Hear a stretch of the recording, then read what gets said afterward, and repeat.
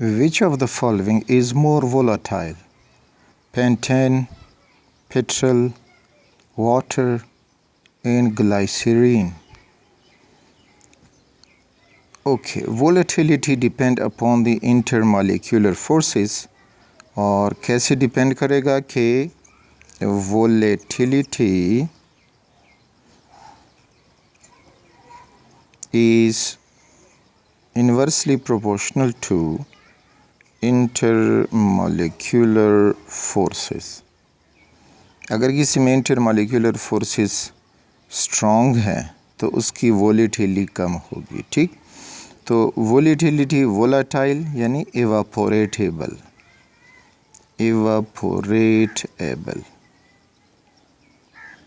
So here pentane, petrol, water and glycerine. तो इसमें pentane is the answer. It is more volatile.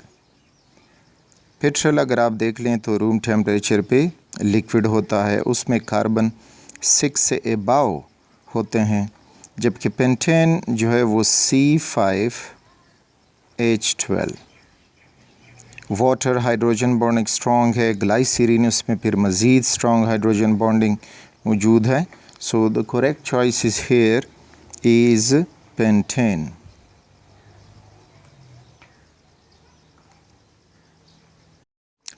Which of the following substance exist as a discrete small molecule in solid state? Okay, discrete small molecule means कि वो अगर हम gaseous form में छोड़ दें तो उसके मॉलिक्यूल बहुत दूर दूर एक दूसरे से जाएंगे, उसमें कोई केमिकल चेंज नहीं आएगा. तो यहाँ पे अगर हम सोडियम देखें तो सोडियम इज़ मेटल और ये एटम है और इसमें मेटालिक बॉन्ड होता है, जबकि मेटालिक बॉन्ड जो है वो इंटर मॉलिक्यूलर फोर्स है, इंटर एटॉमिक फोर्स है, इंट्रा है. सोडियम क्लोराइड ये फार्मूला यूनिट है आयोनिक कंपाउंड का, और फार्मूला यूनिट जो है can not exist free in nature. फिर कार्बन डाइऑक्साइड है तो yes answer is carbon dioxide, क्योंकि कार्बन डाइऑक्साइड मॉलिक्यूल एग्जिस्ट करता है. जबकि सिलिकॉन डाइऑक्साइड ये भी एम्पिरिकल फार्मूला है of the joint covalent structure of that silicon dioxide, तो ये भी फ्री एग्जिस्ट नहीं कर सकता.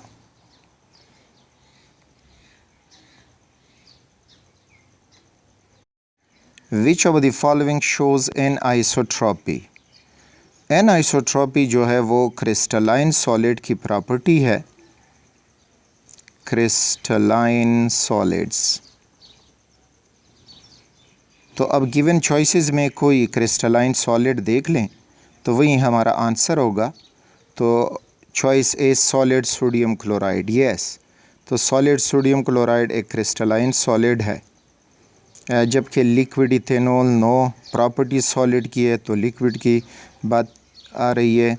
कार्बन डाइऑक्साइड नो गैस है, और इस तरह मरकरी एट RTP, तो रूम टेम्परेचर एंड प्रेशर पे मरकरी जो है वो लिक्विड होता है. Which of the following properties depends upon vapor pressure?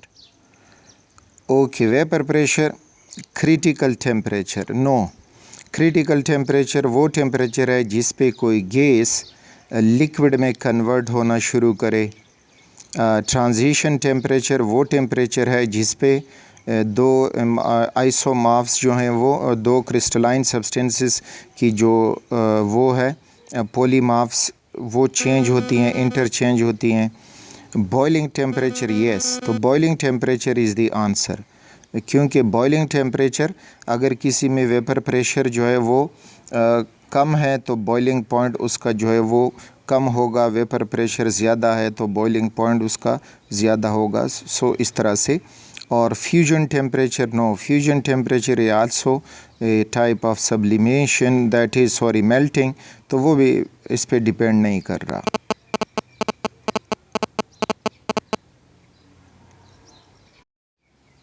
What are the units of surface tension? तो सरफेस टेंशन जो है फोर्स ओवर यूनिट एरिया या एनर्जी ओवर यूनिट एरिया। तो यहाँ पे अगर आप देख लें तो जूल पर मीटर स्क्वायर, तो joule per area, this is the choice. Joule per metre है option A, which is not the choice. Newton per metre square, अब ये फोर्स पर है लेकिन फोर्स जो है फिर न्यूटन मीटर होता है, न्यूटन मीटर, और नीचे पर मीटर स्क्वायर, तो ये इसके साथ कैंसिल हो जाएगा, तो बच जाएगा Newton per metre.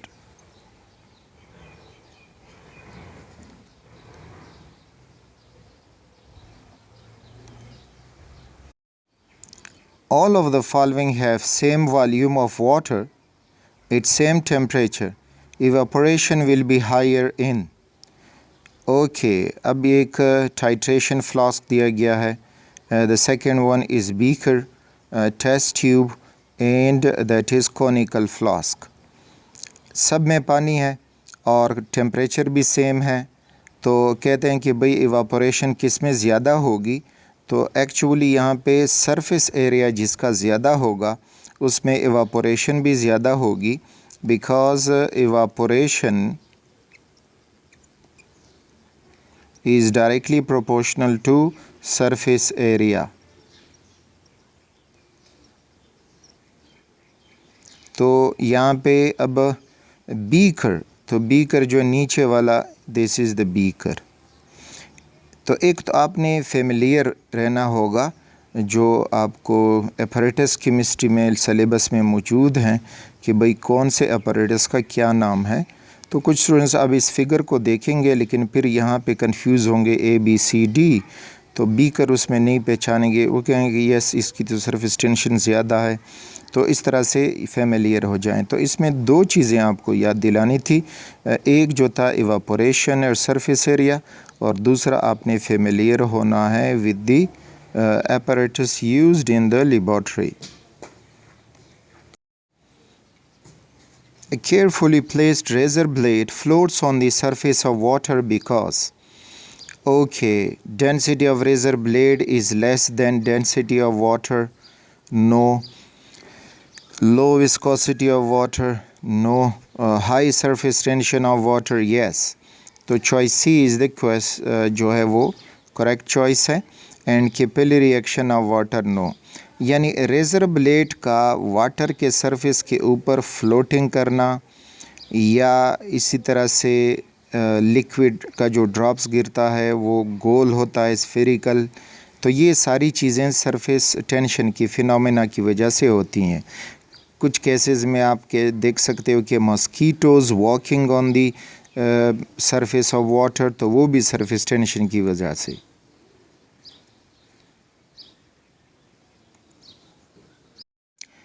What postulate of kinetic molecular theory is disobeyed by gas at low temperature? तो रिमेंबर काइनेटिक मॉलिक्यूलर के दो पॉइंट्स थे, एक था कि negligible attractions among gas molecule, और दूसरा था कि volume of single molecule is negligible. ये दो जो हैं काइनेटिक मॉलिक्यूलर के फॉल्टी एजम्पशंस हैं। तो उसमें नेग्लिजिबल अट्रैक्शन, इसको डिसओबे किया जाता है एट लो टेम्परेचर। जब हम टेम्परेचर कम करते हैं तो गैस लिक्विड में कन्वर्ट होना शुरू हो जाता है। तो लिक्विड में जब कन्वर्ट होता है मींस कि इसमें कुछ अट्रैक्टिव फोर्स पैदा हो रही है, और यहाँ पे नेग्लिजिबल अट्रैक्शन वो कह रहे हैं। इसी तरह वॉल्यूम, इस पॉइंट को डिसओबे किया जाता है एट हाई प्रेशर। तो हाई प्रेशर पे हम गैस के मॉलिक्यूल यानी एक मॉलिक्यूल ने जो वॉल्यूम ऑक्यूपाई किया होगा उसको हम निगलेक्ट नहीं कर सकते। तो अब देखते हैं कि कौन सा चॉइस मौजूद है। At the same temperature all gases have same kinetic energy. Yes, it is obeyed at all temperature. Force of gravity has no effect on gas. It is obeyed. There are no attractive forces among gas molecule. Yes, this is the choice जो KMT का postulate low temperature पे obeyed नहीं होता। और pressure of gas is due to collision of gas with walls of container. Yes, ये obey होता है।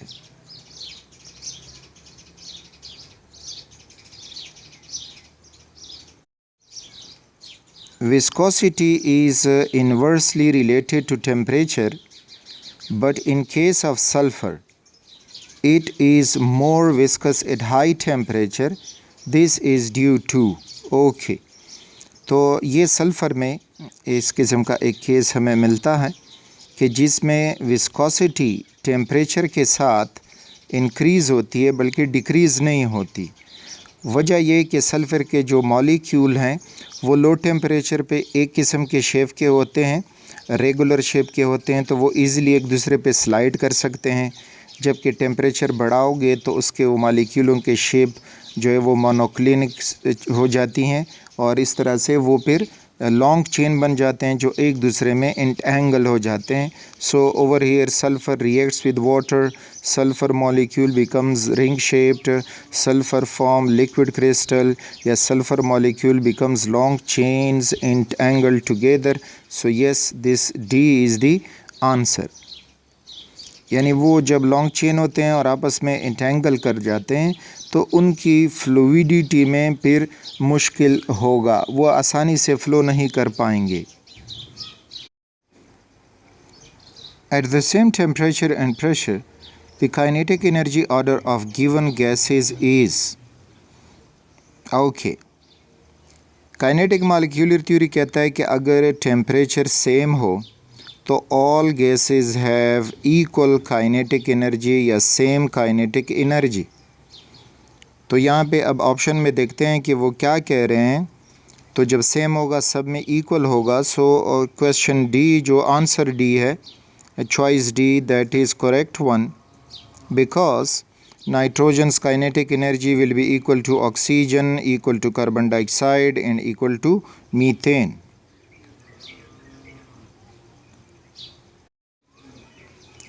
What pressure is required to compress 5 cubic decimeter of a gas at 1 atmosphere?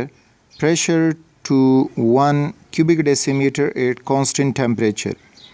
After solving, the product of pressure and volume will be. तो Boyle's law है और वो कहता है कि P1 V1 will be equal to P2 V2. V1 will be equal to P2 V2।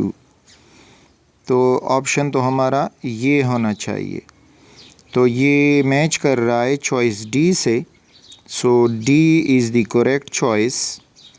P1 V1 will be equal to P2 V2। ठीक, अब B में देखोगे तो P1 V1 is equal to P2 V2 is equal to 0 नहीं, उसकी कुछ ना कुछ वैल्यू ज़रूर होगी। तो इस वजह से बाकी लेस देन है सी में और P1 V1 ग्रेटर देन है चॉइस ए में।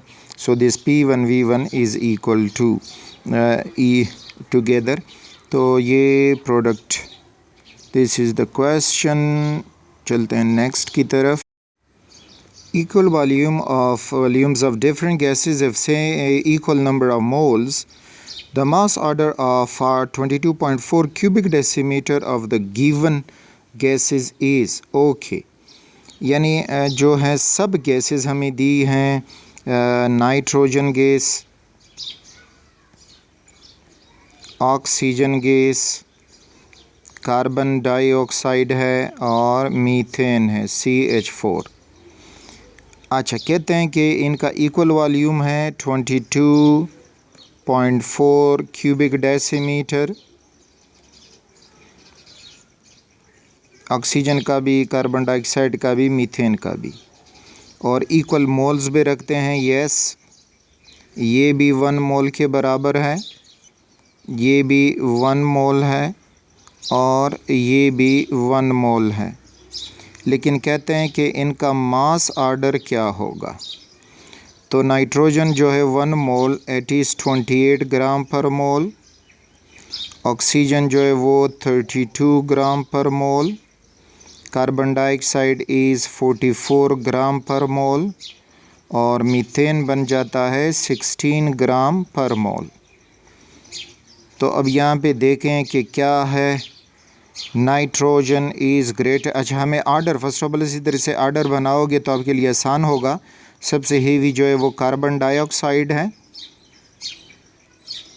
Carbon dioxide greater than oxygen और oxygen greater than nitrogen and nitrogen is heavier than methane CH4। तो यहाँ पे देखते हैं कि नाइट्रोजन ग्रेटर देन ऑक्सीजन नहीं, ये तो बस ख़त्म हुआ हमारे चॉइस में से। नाइट्रोजन लेस देन ऑक्सीजन, फिर oxygen less than carbon dioxide and carbon dioxide less than methane. Okay, carbon dioxide less than methane, oxygen उससे है। फिर है carbon dioxide greater than oxygen, oxygen greater than nitrogen, nitrogen greater than methane. So this choice C is the correct choice. और नीचे है कि equal है, no, उनके मासेस मोल्स इक्वल हैं, वॉल्यूम इक्वल है, मास इक्वल नहीं आएगा।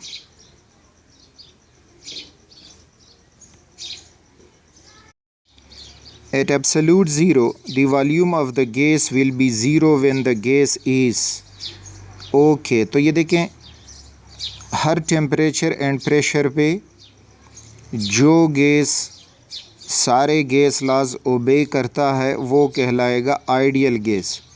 तो उसमें एक कंडीशन ये भी है कि अगर हम एब्सोल्यूट ज़ीरो यानी ज़ीरो केल्विन पे चले जाएंगे तो उस गैस का वॉल्यूम भी ज़ीरो हो जाएगा, लेकिन ऐसा प्रैक्टिकल में होता नहीं है, तो वो गैस कहलाएगा ideal gas. So there is choice B, polar gas, lighter gas, real gas, no, that is ideal gas.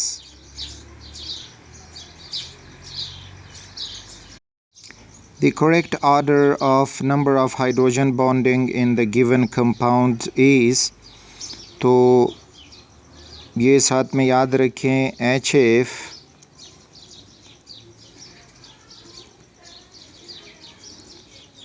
इसका एक मालिक्यूल 2 हाइड्रोजन बॉन्ड बना सकता है, यानी इस साइड से ये फ्लोरीन अगले हाइड्रोजन को अट्रैक्ट करेगा और जो हाइड्रोजन है वो अपने किसी अगले मालिक्यूल के फ्लोरीन को अट्रैक्ट करेगा। तो यहाँ पे 2 हाइड्रोजन बॉन्ड एक मालिक्यूल बना सकता है।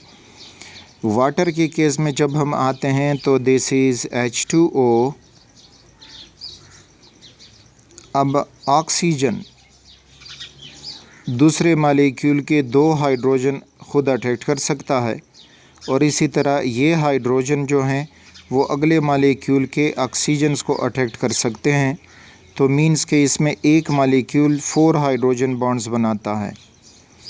फिर H2SO4 में ये है कि sulphur double bond O, double bond O, single bond OH and single bond OH। अब यहाँ पे देखोगे तो काफ़ी हाइड्रोजन बॉन्ड बन सकती हैं। ये हाइड्रोजन बॉन्ड आगे जाएगा ऑक्सीजन और ये ऑक्सीजन भी इस तरफ से कोई बॉन्ड वो अट्रैक्ट करेगा हाइड्रोजन को। अब यहाँ पे देखोगे तो ये हाइड्रोजन किसी अगले ऑक्सीजन को अट्रैक्ट करेगा और इस तरह ये जो ऑक्सीजन है ये हाइड्रोजन को अट्रैक्ट कर सकता है ओवर हियर। फिर ये हाइड्रोजन है, ये ऑक्सीजन है। तो अगर हम रफली काउंट करें तो 1 2 3 4 5 6 हाइड्रोजन बॉन्ड एक सल्फ्यूरिक एसिड का मॉलिक्यूल बना सकता है। तो हमें ऑर्डर वो मांग रहे हैं, तो ऑर्डर ये होगा कि H2SO4 में ज़्यादा पानी से, पानी में ज़्यादा HF से। तो यहाँ पे HF ग्रेटर, नो, ये तो नहीं हुआ। HF equal to H2O, no, और HF greater than H2O again, और फिर ये equal, wrong. HF less than H2O, H2O less than H2SO4। तो नीचे जो हमने इलस्ट्रेशन की है तो उसके मुताबिक ये ठीक आ रहा है, चॉइस डी।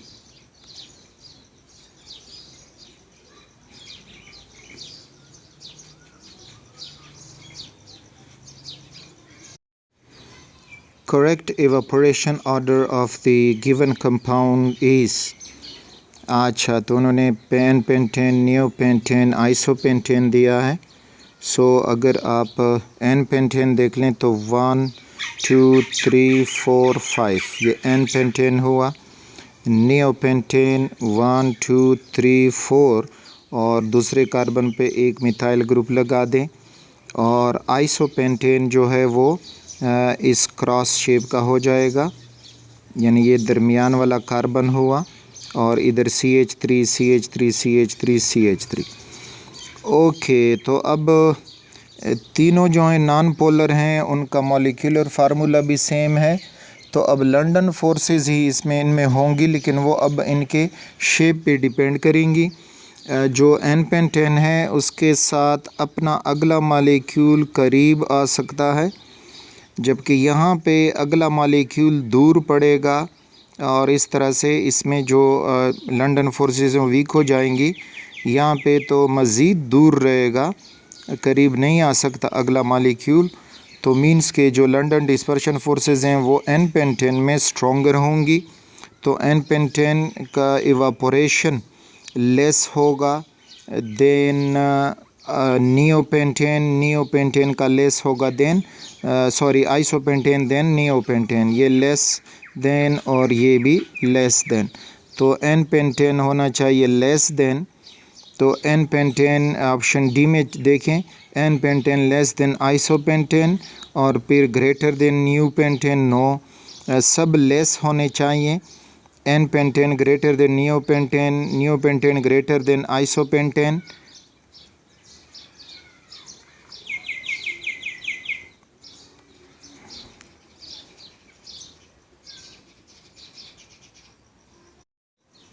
तो n pentane equal to isopentane equal to neopentane. No. C में देखें, n pentane less than isopentane and isopentane less than neopentane. So choice C is the correct choice, यानी इवापोरेटेबल एन पेंटेन सबसे कम होगा और सबसे ज़्यादा इवापोरेटेबल जो है वो नियोपेंटेन होगा।